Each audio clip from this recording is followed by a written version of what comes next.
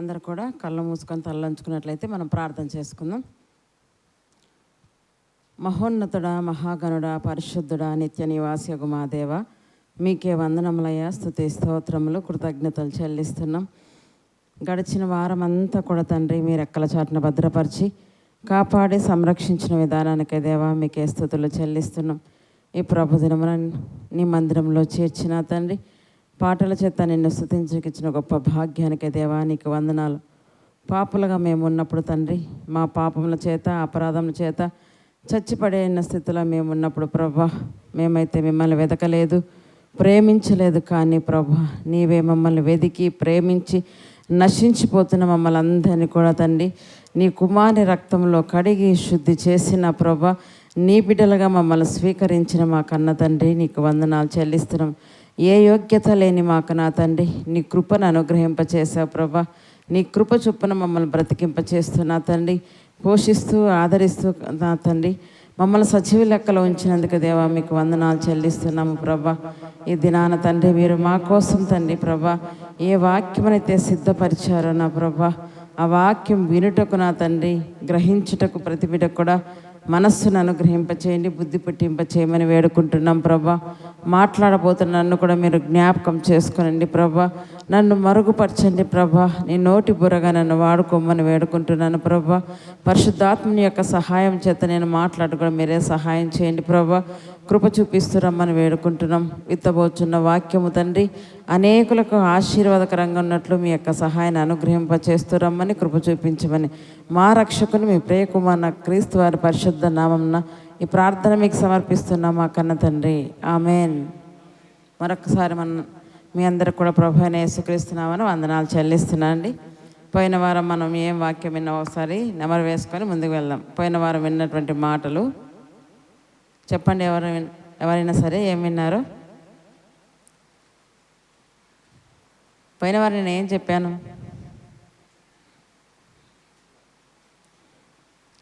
చూడండి, పోయిన వారం ఏం చెప్పాను కూడా మర్చిపోయారు. దేవుని చిత్తాన్ని గురించి నేను చెప్పాను, అవునా? దేవుని చిత్తాన్ని నెరవేరుస్తున్నావా లేక నీ చిత్తాన్ని నెరవేర్చుకుంటున్నావా అని చెబుతూ యోహాను సువార్త 6వ అధ్యాయంలో ఒక మాట చూపించాను. మరి వచ్చేద్దాం మా వాక్య భాగమే. ఇంకా సగం ఉందని మీకు చెప్పాను. పోయిన వారం గుర్తుందో లేదో దానికోసం మీరు పరిశీలన చేయాలి, ఆసక్తి కలిగి ఉండాలి. ఈ వారం ఏమొస్తుందో, ఏం మాట్లాడతాడో దేవుడు అని మీరు ఆలోచన కలిగి ప్రార్థనలో ఉంటే ఖచ్చితంగా అన్ని జ్ఞాపకం ఉంటాయండి. యోహాను సువార్త 6వ అధ్యాయము 38వ వచనం. నా ఇష్టమును నెరవేర్చుకుంటకు నేను రాలేదు, నా ఇష్టం నెరవేర్చుకుంటకు నేను రాలేదు, నన్ను పంపిన వాని చిత్తం నెరవేర్చుటకే పరలోకం నుండి దిగి వచ్చి తిని. ఎవరి ఇష్టమని మనం చూసుకున్నాం? మనలందరినీ ఈ భూమి మీదకి పంపిన వాని చిత్తం నెరవేర్చుటకు ప్రభు అయిన యేసుక్రీస్తు వారు వచ్చారు. ఆయన మాత్రమే కాదు, మనము కూడా ఏం చేయాలంట? ఆయన చిత్తాన్ని నెరవేర్చడానికి ఈ భూమి మీదకి వచ్చాం. మన ఇష్టం ఇక్కడ పనికిరాదు. మనం కదా పోయిన వారం చూసుకొని మన ప్రవర్తన ఎలా ఉండాలి, మన మాట తీరు ఎలా ఉండాలి, మన నడవడిక ఎలా ఉండాలి. అయితే ఈరోజు ఇంకా కొంచెం ముందుకు వెళ్దాము. ఎలా అంటే మన ప్రవర్తన బాగున్నప్పుడు, మనం ఆయన చిత్తానుసారంగా నడిచినప్పుడు ఆయన ఏం చేస్తాడంటే, కీర్తనలో 37వ కీర్తన 23వ వచనం, కీర్తన 37వ కీర్తన 23వ వచనం మనం చూసుకుందాం. 37వ కీర్తన మన ప్రవర్తనను ఆయన చూచినప్పుడు చూద్దాం. 23వ వచనం. ఒకని నడత యెహోవా చేతనే స్థిరపరచబడును, వాని ప్రవర్తన చూచి ఆయన ఆనందించును. ఒకని నడత యెహోవా చేతనే స్థిరపరచబడును. ఒకని నడత యెహోవా చేత స్థిరపరచబడాలంటే ఏం చేయాలని మనం పోయిన వారం చూసుకున్నాం. మన ప్రవర్తన అంతటిపైన ఆయన అధికారానికి ఒప్పుకున్నప్పుడే మన ప్రవర్తన అంతటిపైన. సామెతల గ్రంథం 3వ అధ్యాయంలో మనం చూసుకుందాం 6వ వచనము. ఒకని ప్రవర్తన అంటే మన ప్రవర్తన పైన ఎవరి అధికారాన్ని ఒప్పుకోవాలి? మన ఇష్టం కాదు, మన చిత్తం కాదు, మన ఆలోచన కాదు. ప్రభా నా ప్రవర్తన అంతటిపైన నీ అధికారానికి నేను ఒప్పుకొనుచున్నాను.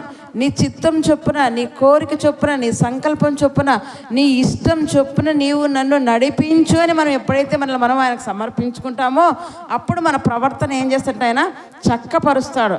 ఆ ప్రవర్తన చక్కపరిచినప్పుడు ఆయన చెప్తున్నాడు, ఒకని నడత ఎవరి చేత స్థిరపరచబడుతుందంట? యెహోవా చేతనే, ఒకని నడత యెహోవా చేతనే స్థిరపరచబడును. నీ నడత దేవుని చేత స్థిరపరచబడాలంటే నిన్ను నీవు ముందుగా దేవునికి సమర్పించుకోవాలి, అప్పగించుకోవాలి. నీ ప్రవర్తన అంతటిపైన అధికారం ఆయనకి ఇవ్వాలి, నువ్వు తీసుకోకూడదు. నీ దేహం కదా పైన నా ఇష్టం, నేను ఇలాగే బ్రతుకుతాను అనుకోకూడదు. నీ ఇష్టం కాదు ప్రభువా కదా, నా ఇష్టం కాదు ప్రభా, ఏమనాలి? నీ ఇష్టమే. ఇంతకుముందంతా నా ఇష్టం నేను బ్రతికాను, నా ఇష్ట ప్రకారంగా, నా ఆలోచన ప్రకారం నేను బ్రతికాను. ఎప్పుడైతే మారు మనసు పొందుకొని బాప్తీసం తీసుకొని రక్షణలోకి వచ్చారో అప్పుడు ఎవరి ఇష్టాన్ని మనం నెరవేర్చాలి? దేవుని యొక్క ఇష్టాన్ని నెరవేర్చేవారిగా మనం ఉండాలి. అది లేఖనం సెలవిస్తుంది కదా. పౌలు భక్తుడు కదా, అన్నిటి యందు నాకు స్వతంత్రం కలదు కానీ అన్నిటినీ చేయదగల నేను. ఒకప్పుడు ఉండేటువంటి వాడిని, కానీ ఇప్పుడైతే ఎలా వచ్చాడంట, బ్రతికి ఉన్నది నేను కాదు, నాలో ఉన్న క్రీస్తు నన్ను బ్రతికిస్తున్నాడు. జీవించుచున్నది నేను కాదు, నా యందున్న క్రీస్తే. నిజంగా మనం జీవిస్తున్నామంటే ఎవరు జీవింపజేస్తున్నారు? ప్రభు అయిన యేసుక్రీస్తు వారు మనల్ని జీవింపజేస్తున్నారు. కనుక ఒకరి నడత యెహోవా చేత స్థిరపరచబడినప్పుడు వాని ప్రవర్తన చూసి ఏం చేస్తాడంటే దేవుడు ఆయన ఆనందించు. నిజంగా నీ నడత దేవుని చేత స్థిరపరచబడినప్పుడు దేవుడు ఆనందించే విధంగా నీ ప్రవర్తన ఉంటుంది. ఎగ్జాంపుల్ మనం ఒక వ్యక్తిని చూద్దాం. చూడండి, 2వ రాజుల గ్రంథం 12వ అధ్యాయము. 2వ రాజుల గ్రంథం 12వ అధ్యాయము. ఒక రాజుని ఈరోజు మనం చూసుకుందాం, ఒక ప్రవక్తను కూడా చూసుకుందాం. ఇద్దరి మధ్య ఎలా వ్యత్యాసాలు ఉన్నాయో. 2వ రాజుల గ్రంథం 12వ అధ్యాయము 1వ వచనం మనం చూసుకుందాం. యెహూ ఏలుబడిలో 7వ సంవత్సరమందు యోవాషు ఏలనారంభించి యెరూషలేములో 40 సంవత్సరములు ఏలెను. ఎవరి ఏలుబడిలో? యెహూ ఏలుబడిలో. యెహూ ఎవరిని పరిపాలిస్తున్నప్పటికీ ఇశ్రాయేల్ జనాంగాన్ని ఆయన పరిపాలిస్తున్నాడు. అయితే రాజ్యం 2గా విభాగింపబడింది రెహబాము తర్వాత. మరి 2 భాగాలుగా ఉన్నప్పుడు ఇశ్రాయేల్ 10 గోత్రాల వారు ఒకవైపు వెళ్ళిపోయారు, 2 గోత్రాల వారు ఒకవైపుకి వచ్చారు. ఆ 2 గోత్రాలు ఎవరంటే యూదా, బెన్యామీను గోత్రాలు 2. ఆ 2 గోత్రాల వారిని ఒక రాజు పరిపాలిస్తున్నాడు, 10 గోత్రాల వారిని ఒక రాజు పరిపాలిస్తున్నాడు. 10 గోత్రాల వారిని ఎవరు పరిపాలిస్తుంటే యోహు అనే రాజు పరిపాలిస్తున్నాడు. 2 గోత్రాలను పరిపాలించడానికి ఇప్పుడు దేవుడు ఎవరిని ఎన్నుకున్నంట? యోవాషుని ఎన్నుకున్నాడంట. అతని వయస్సు ఎంత? 7 సంవత్సరములు.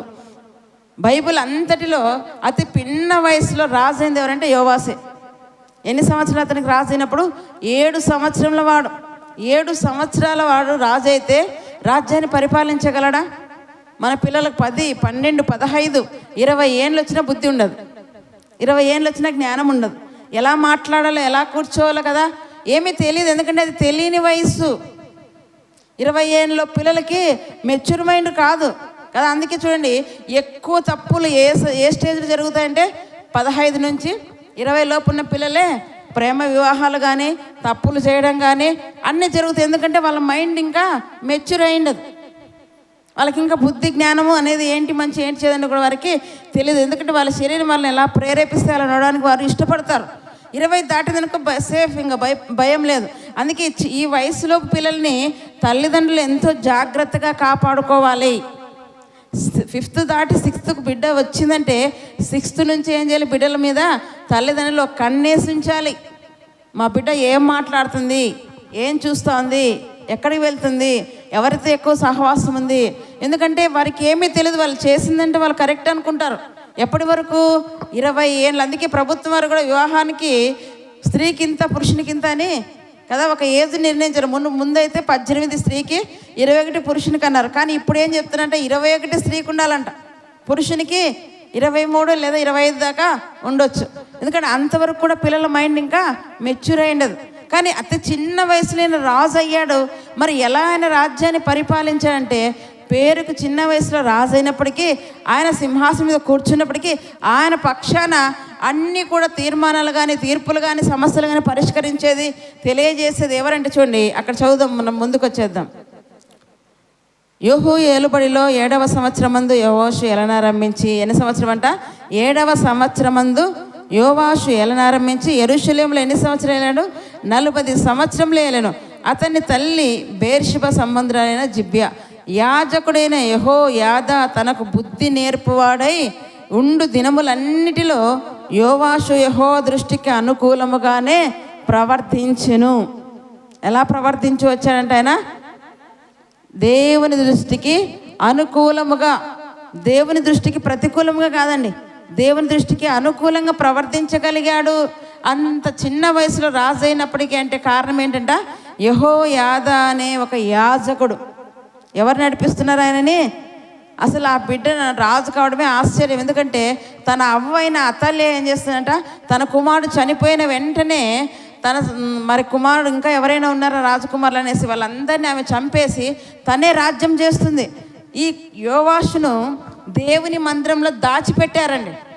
ఆమె కంట పడకుండా అమధ్య కుమారుడైన యోవాషును తన అత్త మందిరంలో దాచిపెట్టి కాపాడింది. లేకుంటే ఇతను కూడా అతల్య చేత చంపబడేటువంటి వాడు. అలాంటి దుర్మార్గురాల అతల్య పరిపాలించే సమయంలో రహస్యంగా దాచిపెట్టి యెహోయాదా గారు అంటే యాజకుడైన యెహోయాదా మందిరంలో దాచిపెట్టి ఆ బిడ్డను 7 సంవత్సరం వయసు తీసుకొచ్చి ఆ తర్వాత అతని రాజుగా పట్టాభిషేకం చేసి అతనికి విద్యాబుద్ధులు నేర్పిస్తున్నాడు. ఎవరు? యాజకుడు. ఎవరు నేర్పిస్తున్నారు? యాజకుడు. ఇక్కడ కూడా యాజకత్వం మేము చేస్తున్నాం. మీకేం నేర్పిస్తామంట? విద్యాబుద్ధులు నేర్పిస్తున్నాం. మహోన్నతిని విద్యను మీకు నేర్పిస్తున్నాం. బుద్ధి నీకు నేర్పిస్తున్నాం. ఒకడు సమయం ఉండగానే ఒకరికి కూడా ఏం చేయాలంట? బుద్ధి చెప్పుకోండి అంటున్నాడు, బుద్ధి నేర్చుకోండి అంటున్నాడు. అయితే ఇక్కడ ఏం చేస్తుంట, యాజకుడైన యెహోయాదా తనకు బుద్ధి నేర్పువాడయ్యుండు దినములన్నిట కూడా. అంటే యాజకుడు తనకు బుద్ధి నేర్పువాడయ్యుండు దినములన్నిట ఎలా ఉన్నాడంట? దేవుని దృష్టికి అనుకూలముగా ప్రవర్తించెను. ఆయన బుద్ధి నేర్పించేంత కాలము దేవుని దృష్టికి అనుకూలంగా ఆయన నడిచినట్టుగా, దేవునికి ఇష్టకరంగా ఆయన జీవించినట్టుగా మనం చూస్తున్నాం. ఎప్పుడైతే యెహోయాదా అనే యాజకుడు చనిపోయాడో అప్పుడు ఏం జరిగిందో చూడండి. 2వ దినవృత్తాంతాల గ్రంథం 24వ అధ్యాయం. 2వ దినవృత్తాంతాల గ్రంథం 24వ అధ్యాయము.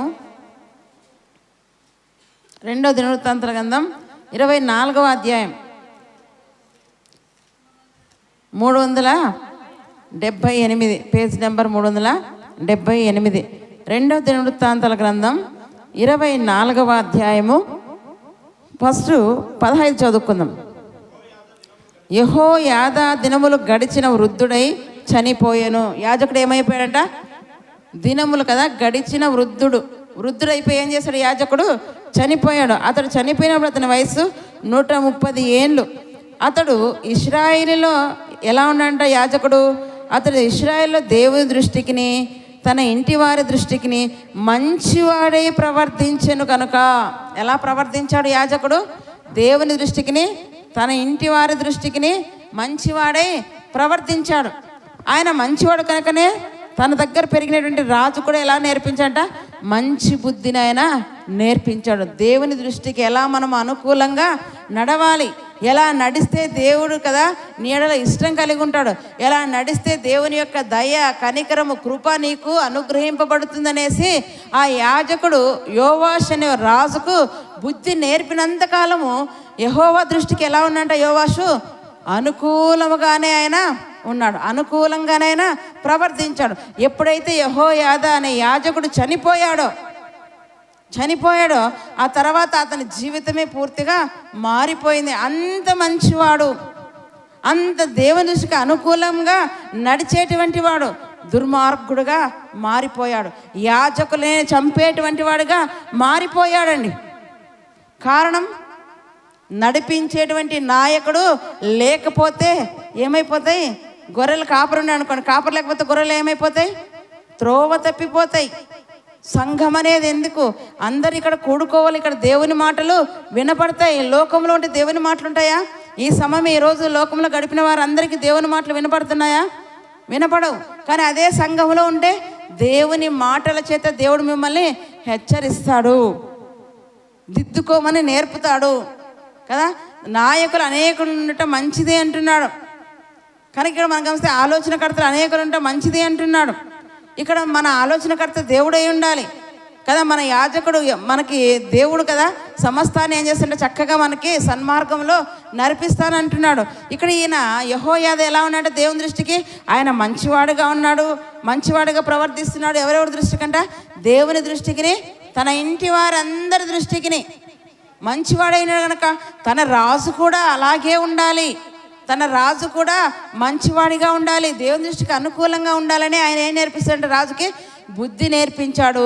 ఆయన ఉన్నంతకాలం రాజా ఇది తప్పునైనా, ఈ మార్గంలో వెళ్ళొద్దు, ఈ పని చెయ్యొద్దు, ఈ తీర్పు తీర్చు, ఇలా నీవు ఉండాలని చెప్పినంతకాలం యెహోషువ ఎలా ఉందంట చక్కగా అనుకూలంగా దేవుని దృష్టికి ఆయన నడిచినట్టుగా కనపడుతున్నాం. అయితే ఎప్పుడైతే యెహోయాదా చనిపోయాడో అతని పరిపాలన గురించి మనం ఒకసారి ఆలోచించినట్లయితే చూడండి, 20 వచనం 18 చదువుకుందాం ఒకసారి. జనులు తమ పితరుల దేవుడైన యెహోవా మందిరమును విడిచి దేవతా స్తంభములకును విగ్రహములకును పూజ చేసిరి. వారు చేసిన ఈ అపరాధం నిమిత్తం యూదా వారి మీదికిని యెరూషలేము కాపురస్తుల మీదికిని కోపం వచ్చెను. తన వైపు వారిని మళ్లించుటకై యెహోవా వారి యొద్దకు ప్రవక్తలను పంపగా ఆ ప్రవక్తలు వారి మీద సాక్ష్యం పలికిరి, కానీ వారు చెవి యొగ్గలేదంటే యాజకుడు, మంచి నడవడి నడిపించే యాజకుడు చనిపోయిన వెంటనే జనులు ఏమైపోయారంట, త్రోవ తప్పిపోయారు. వారికి ఇష్టం వచ్చిన మార్గంలో వారు నడుస్తున్నారు, వారికి ఇష్టం వచ్చిందల్లా వారు చేస్తున్నారు. ఏమేమి చేశారంటే అక్కడ మనం చూసుకున్నట్లయితే జనులు తమ పితరుల దేవుడైన యెహోవా మందిరమును విడిచారు. మొట్టమొదట విడిచిందేంటి? దేవుణ్ణి నడిపించే నాయకుడు లేకపోతే, హెచ్చరించేవారు లేకపోతే, పురికొల్పేవారు లేకపోతే మొదట విడిచిపెట్టేదేంటి? అన్నం విడిచిపెట్టారు, తమ పనులు విడిచిపెట్టారు కదా, అన్నీ జరిగిస్తారు. కానీ మనకు బాలేకున్నా, కష్టం వచ్చినా, నష్టం వచ్చినా, ఇబ్బంది వచ్చినా మనం కూడా చేసేది మొట్టమొదటి పని ఏంటంట, ప్రార్థన మానేస్తాం, మందిరం మానేస్తాం. అవునా కదా? మొదటిగా మనం మానేసేది ఏంటి? ప్రార్థన, వాక్యం మానేస్తాం, మందిరమే మానేస్తాం. ఇలా ఎంతోమంది దేవుని విడిచి వెనక్కి వెళ్ళిన వారు ఉన్నారు. కారణం ఏంటంటే నేడున్న బోధలు ఎలా ఉన్నాయి, మీరు ప్రభు దగ్గరకు వస్తే మీకు ఆశీర్వదింపబడతారు, మీ అప్పుల సమస్యలు పోతాయి, మీ రోగాలు పోతాయి కదా, మీ ప్రతి ఇబ్బంది తొలగిపోతుంది, మీకు శ్రమలే ఉండవని ఈనాడు బోధలు ఎక్కువైపోయాయి. అలా అని నమ్మి ప్రజలు ఏమవుతారంట, ప్రభు దగ్గరికి వస్తారు. వచ్చిన వారు శ్రమ రాగానే, బాధ రాగానే, ఇబ్బంది రాగానే ఏమనుకుంటారు, అయ్యో ప్రభు దగ్గరకు వస్తే ఇవన్నీ పోతేనే కదా మేము వచ్చింది, మళ్ళీ ఇవన్నీ మాకు వచ్చాయి అనేసి వాళ్ళు ప్రభువుని విడిచి మళ్ళా లోకంలోనికి కలిసిపోతున్నారు. ఇలాగ కలిసిపోయిన వారు ఎంతోమంది నేడు సమాజంలో మన చుట్టూ ఉన్నారు. మనం గమనిస్తున్నాం. ఒకప్పుడు వారు బాగా భక్తులుగా ఉన్నారు, ఒకప్పుడు దేవుని బాగా వారు ప్రేమించేటువంటి వారు, పరలోకమైన సంబంధమైన మరి సంగతులను వారు కదా ఆ ఫలాలను రుచి చూచారు, వెనక్కి వెళ్ళిపోయారు, తిరిగి రమ్మంటే వారు రావడం లేదు. కనుక ఎవరో నిన్ను ప్రేరేపిస్తారు, ఎవరో నిన్ను నడిపించేందుకు కాదు. ఇక్కడ యెహోయాదా ఉన్నంతకాలం యెహోషువ బాగానే నడిచాడు, కానీ ఆయన చనిపోయిన తర్వాత ఏం చేశాడంట, ప్రజలు పాపం చేయటకిన కారకుడుగా మారిపోయాడు. కారణం ఏంటి? రాజు ఆజ్ఞిస్తే ఏ మనిషి అయినా వినాలి. కానీ ఇక్కడ ఏం చేస్తున్నారు, ప్రజలందరూ మందిరాన్ని విడిచారంటే మొదట ఎవరు తప్పిండాలి? ప్రజలు మందిరాన్ని విడిచిపెట్టారంటే మొదట ఎవరు దారి తప్పిండాలి కదా? నాయకుడు అనేటువంటి వారు, కాపరి అనేటువంటి వారు, రాజు అనేటువంటి వారు. ఎందుకంటే ప్రజలందరినీ పరిపాలించేదే రాజు.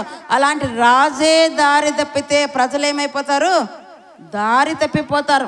అందుకే యెహోయాదా చనిపోయిన వెంటనే వీళ్ళు ఏం చేశారంటే మొదటగా దేవుని మందిరాన్ని విడిచిపెట్టేశారు. వారికి ఇష్టం వచ్చిన మార్గంలో వారు నడుస్తున్నారు. చూడండి, దేవుని మందిరంని విడిచి దేవతా స్తంభములకును విగ్రహములకును పూజ చేశారంటండి. దేనికి పూజ చేస్తున్నారంట? దేవతా స్తంభములకును విగ్రహములకును పూజ చేశారు. అంతకుముందు చేశారు, ఇవి అంతకుముందు చేయలేదు. కారణం ఏంటి? యెహోయాదా అనే యాజకుడు ఆయన మంచిగా ప్రవర్తిస్తున్నాడు, దేవుని దృష్టికి అనుకూలంగా ఉన్నాడు, తన చుట్టూ ఉన్న వారిని కూడా మంచిగా ప్రవర్తించినట్లా నడిపిస్తున్నాడు, రాజును కూడా ఒక క్రమమైన మార్గంలో నడిపిస్తున్నాడు. అయితే ఆయన చనిపోయిన వెంటనే ఎవరికి ఇష్టం వచ్చిన త్రోవల వారు నడిచినట్టుగా మనము చూస్తున్నాం. వీళ్ళు ఏం చేస్తారంటే ఆటికి దేవుడు ఏం చేస్తున్నాడు, ఎవరికి వెంటనే శిక్ష అమలు చేయడు. వారిని ఏం చేస్తాడంటే ప్రవక్తలను పంపించి హెచ్చరిక చేస్తున్నాడు. చూడండి 19 వచనం, తన వైపునకు వారిని మళ్లించుటకై. దేవుడు ఎంత ప్రేమమయుడండి. మనమైతే ఏం చేస్తాం, ఒకసారి చెప్తాం, రెండోసారి చెప్తాం, వినకపోతే పోరా నీ చావు నువ్వే చావు, నువ్వే నీ గోత్రం నువ్వే పడి నీకే తెలిసి వస్తుందంట. దేవుడు ఎలా అనుకున్నాడా? చెదరిపోయిన వారు తన వైపు చూడకున్నా, తన దగ్గరికి రాకున్నా, తనను మర్చిపోయినా తిరిగి నా దగ్గరికి నా బిడ్డలు రావాలి, వారిని నా వైపు నేను మళ్లించుకోవాలని దేవుడు ఏం చేస్తుంటే ఎంతమంది ప్రవక్తలను పంపిస్తున్నాడండి.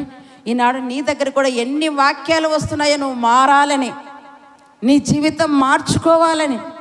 మళ్ళుతున్నావా దేవుని వైపుకు? దేవుని దృష్టికి అనుకూలంగా నువ్వు ప్రవర్తిస్తున్నావా? ఆయన యొక్క ఇష్టాన్ని నీ జీవితంలో నెరవేరుస్తున్నావా? ప్రతిసారి నీ వాక్యం చేత నిన్ను హెచ్చరిక చేస్తున్నాడు. నా వైపుకు మళ్ళీ నా దగ్గరికి రా, నీకు క్షేమము, నెమ్మది, సమాధానం నేను ఇస్తానని ఎన్ని మార్లు దేవుడు వాక్యం చేత మిమ్మల్ని హెచ్చరిస్తున్నాడో. ఇక్కడ అదే చేస్తున్నాడు దేవుడు. చూడండి, తన వైపునకు వారిని మళ్లించుటకై యెహోవా వారి యొద్దకు ఏం చేస్తాడంట? ప్రవక్తలను పంపగా ప్రవక్తలు వారి మీద సాక్ష్యం పలికిరి. అయిన వారు ఏం చేస్తారంట? చెవి యొగ్గలేదు. నేడు సమాజం కూడా అలాగే ఉందండి. దేవుని మాటలు ఎన్ని వినబడుతున్నా చెవి యొగ్గడం లేదు. చెవిటి వారి వల్లే వారు ఉన్నారు, వింటున్నారు, విడిచిపెడుతున్నారు. చెవి యొగ్గి దేవుని మాటలు వింటే నీ బ్రతుకు మారుతుంది, నీ మనస్సు మారుతుంది. నువ్వు ప్రభు కోసం బ్రతకాలని ఒక తీర్మానం చేసుకుంటావు. నా ఇష్టం కాదు, ప్రభు ఇష్ట ప్రకారం నేను జీవించాలని నువ్వు అనుకుంటావు. కనుక దేవుని మాటల వైపు ఏం చేయాలంటే మనము చెవి యొగ్గాలి. ప్రవక్తలను పంపినా తన వైపు మళ్లించుకోవాలని దేవుడు కదా. ప్రవక్తలను పంపిన వాళ్ళు ఏం చేశారంట? ప్రవక్తలు చెప్పిన మాటలకు సాక్ష్యాన్ని కూడా వారు చెవి యొగ్గలేకపోయారు. ఏం చేశారు ఇంకా మనం గమనిస్తే, అప్పుడు దేవుని ఆత్మ యాజకుడు యెహోయాదా కుమారుడైన జకర్యా మీదికి రాగా. ఎవరి మీదకి వచ్చిందంట? యెహోయాదా చనిపోయాడు కదా యాజకుడు, అతని కుమారుడు జకర్యా. అతని కుమారుడు ఎవరు? జకర్యా. ఆయన మీదకి ఏమంట? దేవుని ఆత్మ దిగి వచ్చింది. దిగి వచ్చి అక్కడ మన హెచ్చరిక చేస్తున్నాడు. చూడండి, దేవుని ఆత్మ యాజకుడుకు యెహోయాదా కుమారుడైన జకర్యా మీదకి రాగా అతడు జనుల ఎదుట నిలబడి, మీరెందుకు యెహోవా ఆజ్ఞలను మీరుచున్నారు, మీరు వర్ధిల్లరు. దేవుని ఆత్మ జకర్యా మీదకి వచ్చినప్పుడు ఆయన ఏమని హెచ్చరిక చేస్తున్నాడంట? ప్రజలను మీరెందుకు దేవుని ఆజ్ఞలను మీరుచున్నారు. ఏం చేశారంటే ఇశ్రాయేలు జనాంగము దేవుని ఆజ్ఞలను మీరుచున్నారు. రాజు కూడా దేవుని ఆజ్ఞను మీరుచున్నాడు. ప్రజలు కూడా ఏం చేశారంట? దేవుని ఆజ్ఞలను మీరుచున్నారు. మీరడం ఏంటి? నేను తప్ప వేరొక దేవుడు నీకు ఉండనే కూడదు. మొదటి ఆజ్ఞ ధర్మశాస్త్రంలో కదా. నేను తప్ప వేరొక దేవుడు నీకు ఉండకూడదు. పైన ఆకాశం ఎందే కానీ, భూమి ఎందే కానీ, భూమి క్రింద నీళ్ళ ఎందే కానీ దేని రూపమును మీరు చేసుకోకూడదు. అంటే వీళ్ళు ఏం చేశారంట? విగ్రహాలకి, దేవతా స్తంభాలకి పూజలు చేసి దేవుని ఆజ్ఞను అతిక్రమించేవారిగా వీరుంటున్నారు. ఆనాడు వారున్నారండి. ఈరోజు మనమున్నామా? ఒకసారి పరీక్షించుకుందాం. ఈరోజు మనమున్నామా? దేవుని నిర్లక్ష్యం చేస్తున్నావేమో, దేవుని మాట నిర్లక్ష్యం చేస్తున్నావేమో. ఆనాడు వారు విగ్రహాలు పెట్టుకుని ఆరాధిస్తున్నారు, దేవతా స్తంభాలకు పూజలు చేస్తారు. కానీ ఈనాడు మీరు దేనికి ఎక్కువగా పూజ చేస్తున్నారు? దేనికి ఎక్కువగా మీరు ఇంపార్టెన్స్ ఇస్తున్నారు? దేవుని మందిరానిక, దేవుని మాటలక, దేవునిక, లేక మీ శరీరానిక? వారి కడుపే. చూద్దామా? ఫిలిప్పీయులకు రాసిన పత్రిక 3వ అధ్యాయం 20వ వచనం. ఫిలిప్పీయులకు రాసిన పత్రిక, ఫిలిప్పీయులకు రాసిన పత్రిక 3వ అధ్యాయము 20వ వచనం చదువు. 19వ వచనం. నాశనమే వారి అంతము, వారి కడుపే వారి దేవుడు. నాశనమే. ఇలాంటి వారి జీవితం ఏమైపోతుందంట? నాశనం. మొదట దేవుడు అదే చెప్తున్నాడు, ఆశీర్వదించినది వీరికి. నాశనమే వారి అంతము. ఎవరి అంతం నాశనం అంటున్నాడు? ఎవరైతే వారి దేహాన్ని కదా వారు ప్రేమిస్తారో, దేవుని కంటే ఎక్కువగా దేహాన్ని ప్రేమిస్తారో, దేహాన్ని సుఖపెడతారో, దేహాన్ని కష్టపడనీయరో. కారణం ఏంటి? కడుపు నిండా తింటారు. సంఘంలోకి వచ్చినాక ఏమొస్తుంది? కడుపు నిండా తినేస్తారు. ఇంటికా టిఫిన్. మీరు బయట రాజకీయాలు మాట్లాడినప్పుడు మీకు నిద్ర రాదు. ముసలమ్మ ముచ్చట్లు చెప్పినప్పుడు మీకు నిద్ర రాదు. అవునా? వస్తుందా? సీరియల్ దగ్గర కూర్చున్నప్పుడు నిద్ర రాదు, సినిమాల దగ్గర కూర్చున్నప్పుడు నిద్ర రాదు, ఫోన్ ఆపరేటింగ్ చేస్తున్నప్పుడు నిద్ర రాదు. ఎక్కడ నిద్ర వస్తుందంటే దేవుని మందిరానికి వచ్చినప్పుడు మాత్రమే మీకు నిద్ర వస్తుందంటే మీలా ఎవడు పని చేస్తున్నాడు? సాతాను పని చేస్తున్నాడు. దేవుడు పని చేయడం లేదు. దేవుని మాటలు వింటే మనిషికి భయం రావాలండి, వణుకు రావాలి. అమ్మో, దేవుడు అంటే ఇంత గొప్పవాడా, దేవుని మాటలు ఇంత ఖచ్చితమైనవా, ఇవి చేయకపోతే ఇలా ఉంటాయా మా జీవితాలు, ఇలా ఉంటాయా మా బ్రతుకులు. అందుకే అంటాడు వారి కడుపే వారి దేవుడు. ఎందుకు? కడుపు నిండా తింటారు, చక్కగా నిద్రపోతారు. ఈనాడు దేవుళ్ళు అంటే ఏవే లేవు. నీ దేహమే నీకు ఒక దేవుడిగా కూర్చుంది, నీ కడుపే నీకు ఒక దేవునిగా కూర్చుంది. నీ దేహాన్ని, నీ కడుపుని పోషించినంతగా దేవుని సంఘాన్ని పోషించలేవు, దేవుని బిడ్డల్ని పోషించలేవు, దేవుణ్ణి గౌరవించలేవు, సేవించలేవు.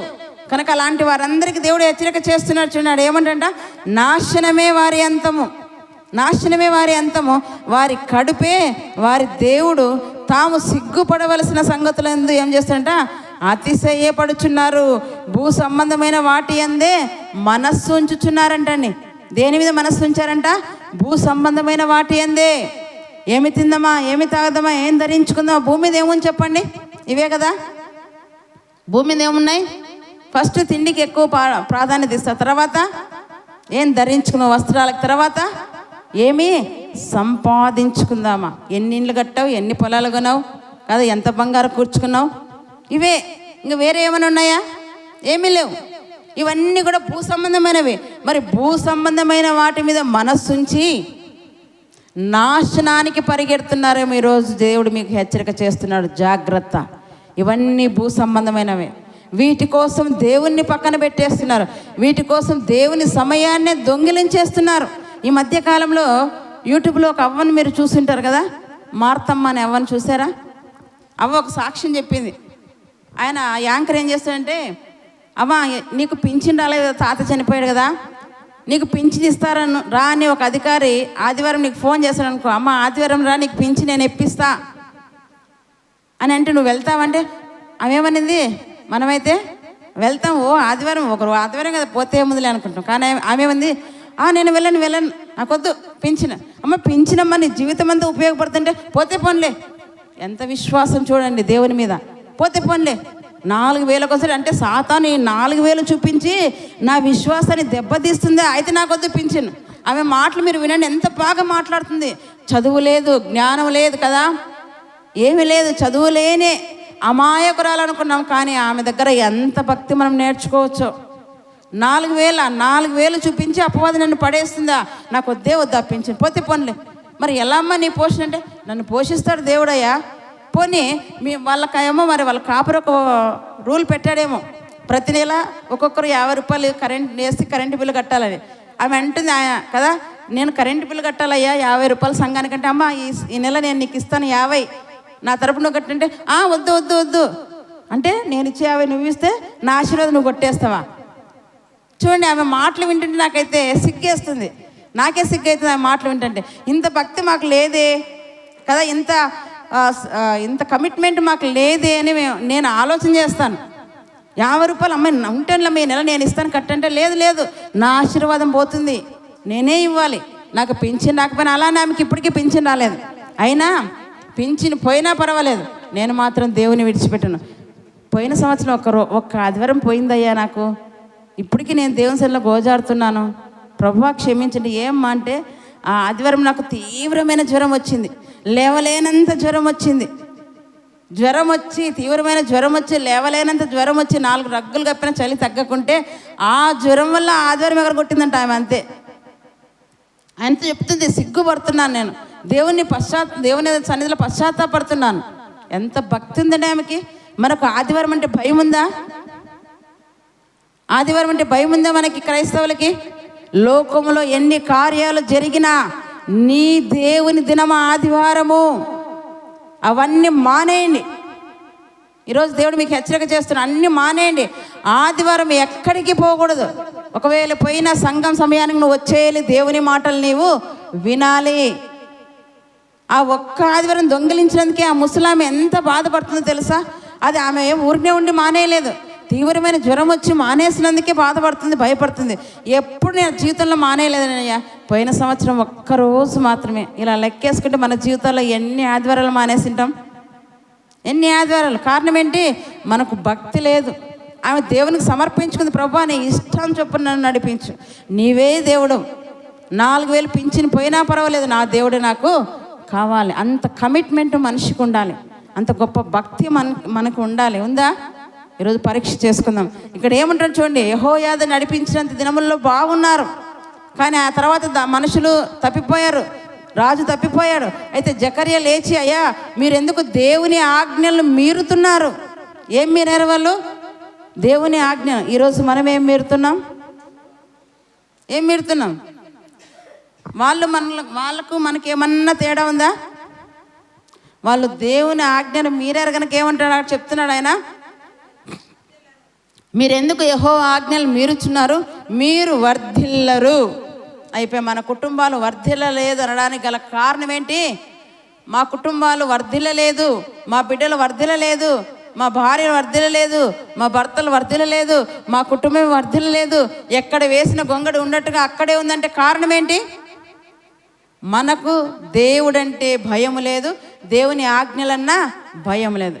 ఎవరో కాదు, నాకు వాళ్ళు చెడుపు చేస్తారేమో, వీళ్ళు చెడుపు చేస్తారేమో, అందుకే నా కుటుంబం ఇట్లుందేమని మనకి పిచ్చి ఎక్కువైపోయింది. ఎవ్వరు ఏం చేయరు, నీ జీవితం నువ్వే నాశనం చేసుకుంటున్నావు, నీకు నీవే నాశనానికి పరిగెడుతున్నావు. అదే చెప్తున్నాడు అక్కడ ఆయన. యెహోవా ఆజ్ఞలను, దేవుని మాటలను మీరితే, ఆజ్ఞ అంటే ఏం లేదు, దేవుని మాటలే, దేవుని మాటలను మీరితే మనము వర్ధిల్లము. దైవజనుడు అక్కడ చెప్తున్నాడు చూడండి, యెహోవా ఆజ్ఞలను మీరి ఏమంటారంట, యెహోవా ఆజ్ఞలను మీరుచున్నారు, మీరు వర్ధిల్లరు. మీరు యెహోవాను విసర్జించితే గనక ఆయన మిమ్మను విసర్జించి ఉన్నాడని సెలవిచ్చుచున్నాడు. ఏం చేశారంటే ఇశ్రాయేలు జనాంగము దేవుణ్ణి విసర్జించారండి, దేవుని విసర్జించారు. కనుక ఏం చేస్తున్నాడు దేవుడు అన్నాడు, నాకు సమీపంగా వస్తే నేను మీకు సమీపంగా ఉంటాను. నేను దగ్గరగా ఉండే దేవుడునేనా, దూరంగా ఉండే దేవుడని కాదా?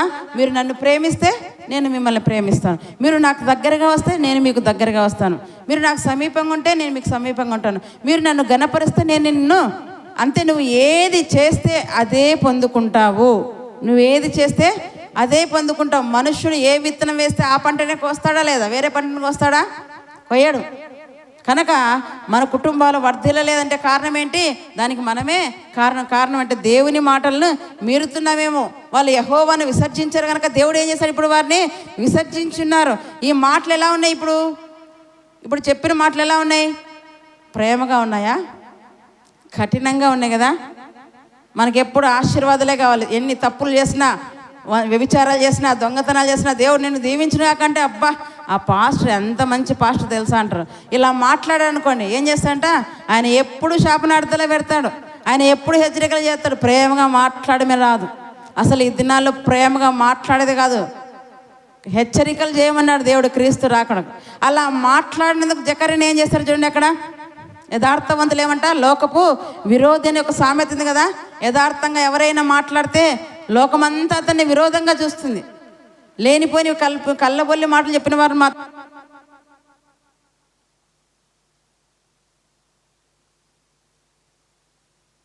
లేనిపోయిన మాటలు చెప్పిన వారు మాత్రం మంచిగా ఉంటారు. కనుక ఇక్కడ మనం గమనిస్తే ఇదే మాటలు ఆయన చెప్పినప్పుడు ఆయనకి ఏం జరిగిందో చూద్దామా. మీరు యెహోవాను విసర్జించుతారు కనుక ఆయన మిమ్మను విసర్జించి ఉన్నాడని దేవుడు సెలవిచ్చుచున్నాడు.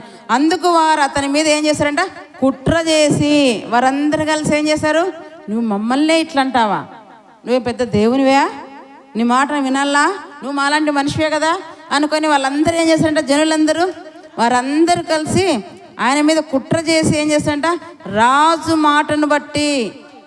ఇక్కడ ఎవరు ఆజ్ఞ ఇచ్చారు? ఆ వారందరి కుట్రలో ఎవరు భాగస్థులై ఉన్నాడు? అలా చెడిపోవడానికి గల కారణం ఏంటి? యాజకుడు లేడాడ, నడిపించే నాయకుడు లేడు. దేవుని మాట లేక జనులు ఏమైపోతారంట, చెడిపోతున్నారంట, కట్టు లేక తిరుగుతున్నారంటండి. కట్టు లేక తిరుగుతుంటే సామెతగా మీరు గమనిస్తే దేవుని మాట ఏం చేస్తుంటే మనకి కట్టడి వేస్తుంది, హద్దులు వేస్తుంది. నువ్వు ఇలా నడవాలి, ఇలా మాట్లాడాలి, ఇలా ఉండాలి.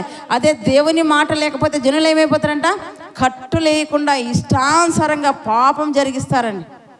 దేవుని మాటలు మనకు కట్టులు ఏర్పరిచేది. ఇక్కడ ఏం చేశారంటే వీళ్ళందరూ రాజుతో సహా అందరూ కూడా కుట్ర చేసి ఏం చేశారంటే చూడండి, వారందరూ కూడా ఏం చేశారంట, కుట్ర చేసి రాజు మాటను బట్టి యెహోవా మందిరపు ఆవరణం లోపల రాళ్ళు రువ్వి అతన్ని ఏం చేశారంట, మంచి మాటలు చెప్పినందుకండి. ఏం చెప్పినందుకు? మంచి మాటలు చెప్పినందుకు యాజకుని ఏం చేశారు, రాళ్లతో అతన్ని చావగొట్టారంట. చచ్చిపోయాడు. ఎక్కడ? దేవుని మందిర ఆవరణంలోనే. అసలు అక్కడ ప్రాణహత్య చేయకూడదు.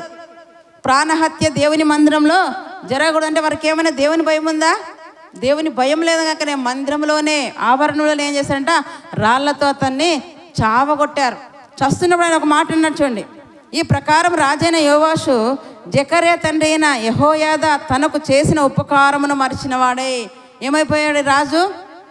అంత చిన్న వయసులోనే తన అవ్వ చంపుతున్నప్పుడు యెహోయాదా దేవుని మందిరంలో దాచిపెట్టి పెంచి పెద్దవాడు చేసి రాజుగా పట్టాభిషేకం చేసి మంచి బుద్ధి నేర్పించి చక్కగా ప్రవర్తించడం నేర్పిస్తే అతనికి ఏం చేస్తున్నాడు? ఈయన ఉపకారానికి అపకారం తలపెట్టేవాడుగా రాజు తయారయ్యాడండి.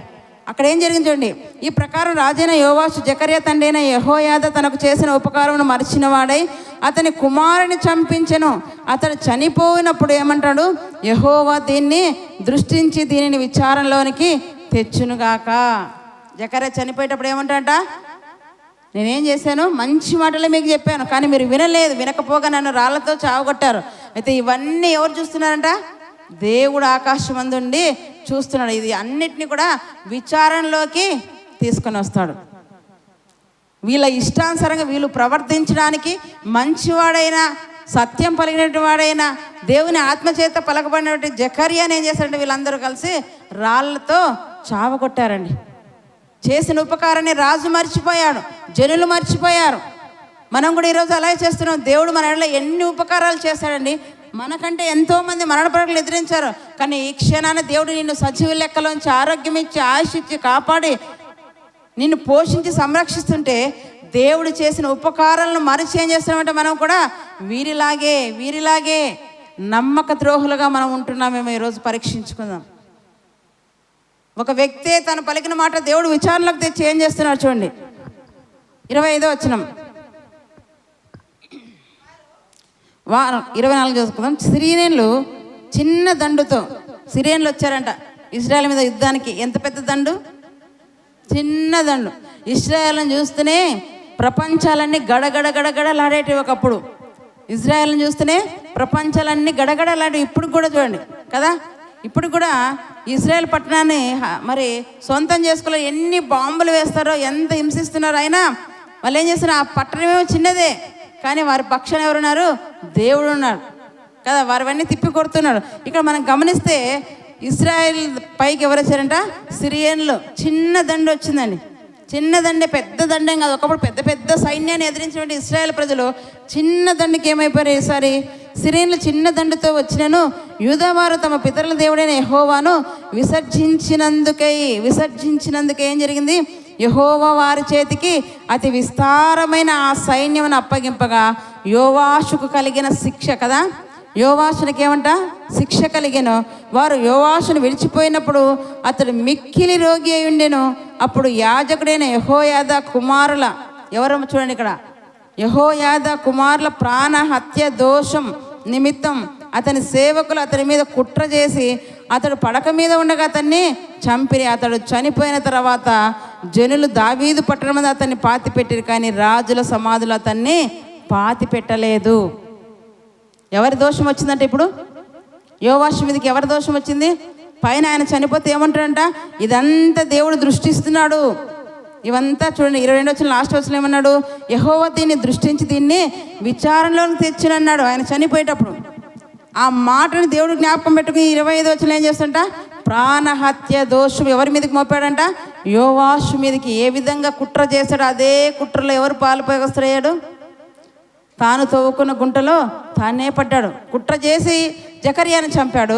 తిరిగి అలాంటి కుట్రలో అయినా కూడా పడిపోయాడు. మనుషుడు ఏది విత్తితే ఆ పంటనే కోస్తాడు. తన ఇష్టానుసారంగా నడిచినప్పుడు ఆయన బాగుపడ్డాడా? చెడిపోయాడు, నాశనం అయిపోయాడు. ఆయన చనిపోయినప్పుడు ఎక్కడ పాతి పెట్టాడంట?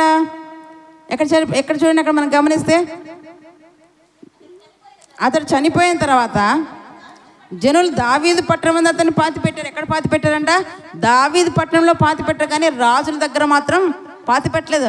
నిజంగా దేవుని కోసం బ్రతికి చనిపోయిన వారందరినీ కూడా రాజుల దగ్గర ఒక సమాధి ఉందండి, ఒక ప్లేస్. అక్కడ కేవలం రాజులు మాత్రమే సమాధి చేయబడే స్థలం, కానీ అందులో ఈయనని పాతి పెట్టలేదు. కానీ అదే యెహోయాదా చనిపోయినప్పుడు ఏం జరిగింది చూడండి. 15వ వచనంలో 15-16 యెహోయాదా దినములు గడిచిన వాడై వృద్ధుడై చనిపోయాను. అతడు చనిపోయినప్పుడు 130 ఏండ్ల వాడు. అతడు ఇశ్రాయేల్లో దేవుని దృష్టికి తన ఇంటి వారి దృష్టికి మంచివాడే ప్రవర్తించాను గనక జనులు దావీదు పట్టణమందు రాజుల దగ్గర అతన్ని. ఇప్పుడు ఇద్దరు సమాధి కార్యక్రమం చూద్దాం. యెహోయాదా అయితే రాజు కాదు, కానీ చనిపోయినాక ఎక్కడ పాతి పెట్టేవాడంట? రాజుల దగ్గర. అక్కడ అదొక గౌరవప్రదమైందండి సమాధి చేయడం కూడా. మనం ఏంటిది అనుకుంటే చిన్నగా సమాధి చేయడం కూడా ఒక గౌరవప్రదమైనది.